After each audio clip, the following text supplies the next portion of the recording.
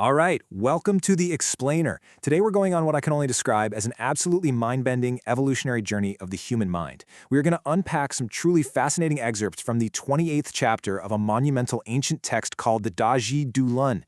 And look, this isn't just dry, dusty philosophy, it's actually a blueprint. It charts this amazing course from literal cosmic abilities all the way down to a brilliant, highly accessible shift in our everyday psychology. It completely redefines what it means to be truly powerful. So let's just jump right in with a massive paradox, right?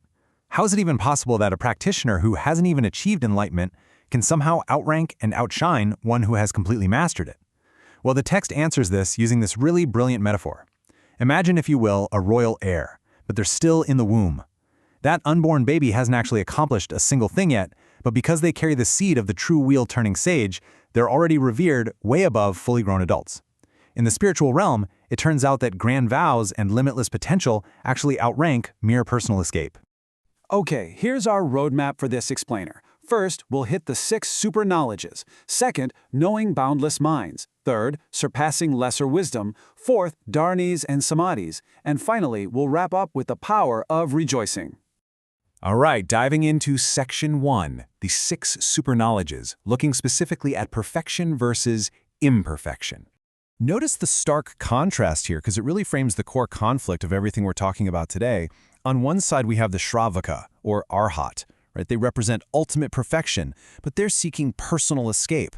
They sever all their ties to the endless cycle of rebirth, samsara. Basically, they get out. But on the other side, we have the Bodhisattva.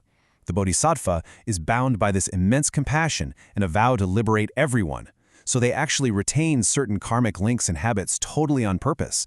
They intentionally keep a thread tied to humanity so they can return and help. They don't just flee the burning building, you know? They actually stay inside to put out the fire. Now the text uses this really great back and forth Q&A format, asking, well, what is the sequence of these super knowledges? Because they don't just appear at random. There's a very precise, entirely compassion-driven logic to exactly how a bodhisattva acquires these abilities. Let's look at the Buddha's own timeline during his night under the Bodhi tree to kind of see how this works. So here's the crucial thing. Each power naturally builds on the last, and it's driven entirely by empathy. In the early night, the Buddha conquered Mara. Those are the physical and mental obstacles, and then he sought to understand his own past, gaining knowledge of past lives. Moving into the middle night, he's feeling this immense compassion and wants to hear the cries of all beings, so boom, he develops the divine ear. But just hearing them wasn't enough, he needed to see them, so he developed the divine eye. By the late night, seeing all these physical forms, he needed to know what was actually in their hearts, which leads to mind reading. And finally, knowing that deep down they all just wanted to escape suffering, he achieved the ultimate power, the exhaustion of outflows, discovering the path to ultimate liberation so he could share it with them. Moving right along to Section 2, knowing boundless minds. And we're talking infinite scale here.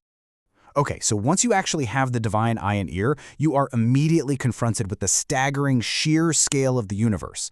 And the text brilliantly illustrates the visceral reality of this with a pretty striking story about 40 monks from Bali. The Buddha explains to them that over the course of their infinite past lives in samsara, just the blood they've shed from having their heads cut off and the tears they've cried from immense suffering literally surpass the water in the 5 great rivers. Think about that for a second. The sheer vastness of endless rebirths is just staggering, and hearing this, the monks immediately understood the endless cycle and attained liberation right then and there.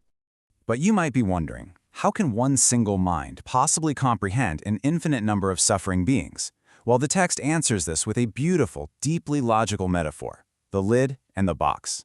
If sentient beings are a box, and that box is infinite in size, then the Buddha's omniscience is the lid. If the box is infinite, well, the lid must naturally scale to be infinitely large to cover it perfectly, right? Infinite suffering requires infinite understanding. The wisdom just automatically grows to perfectly match the scale of the universe. Section 3, surpassing lesser wisdom, focusing on the bodhisattva path. Now we start to see exactly why this path fundamentally outranks the lesser sages. The source text brings this to life with the metaphor of the Kalavinka bird. Now, this is a mythical bird famous for having the absolute most beautiful voice in existence. And the text states that even while the Kalavinka bird is still unhatched, literally still trapped inside the eggshell of ignorance, its song naturally surpasses the songs of all fully grown flying birds. It's the exact same for a bodhisattva. Fueled by their foundational vow of universal compassion, they speak with a wisdom that outshines fully enlightened arhats way before the bodhisattva has reached ultimate perfection themselves. All right, on to Section 4, Dharanis and Samadhis, or basically, the ultimate mental tools. First up, we've got the Dharani. You can kind of think of a Dharani as the ultimate spiritual hard drive, like a flawless memory container. The text explains this using a clay pot analogy.